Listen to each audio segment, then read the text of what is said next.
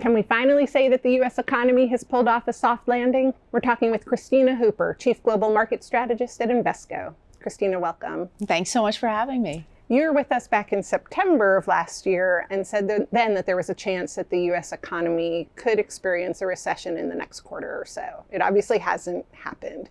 How has your view on this evolved? Do you think we have actually pulled off that elusive soft landing? So my view really hasn't evolved very much at all. I said there was a chance of it, but a pretty low chance, and I still believe that's the case.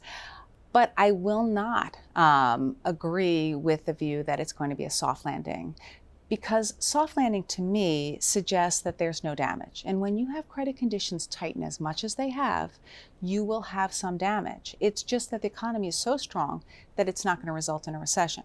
But we're already seeing headlines about more layoffs, and that will continue. We are going to see the unemployment rate go up as a result of everything that's happened. But I think this is going to be a relatively brief slowdown. So a bumpy landing that ends at some point around the middle, maybe a little later than the middle of 2024, and then a reacceleration. And I think that's what, to me, is the positive about having such a strong, resilient economy, is that even though you've had really aggressive tightening, it hasn't done an enormous amount of damage, but it's done some. Are you surprised that the economy and the labor market in particular has been as resilient as it has been? So I certainly was surprised as we were going through the past year. But then I started looking at the data and comparing it to other Western developed countries. And it was clear to me that because of a variety of different factors, it was going to remain a tight labor market for a long time. And a tight labor market is one that enables most people to have an income. So even though inflation was putting pressure on them, they could still buy. It wasn't going to cause, dramatically horrible results, unlike when you have a significant amount of unemployment like the global financial crisis.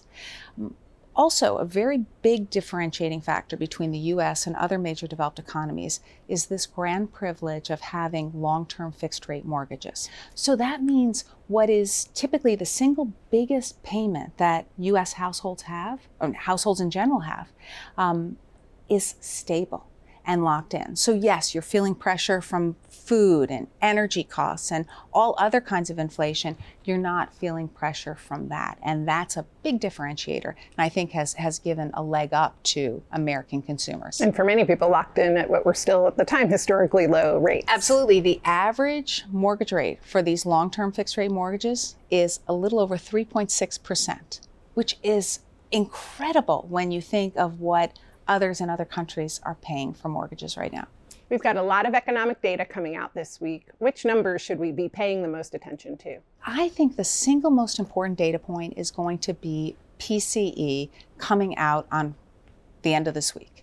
And that is, to me, so important because it is the Fed's preferred gauge of inflation.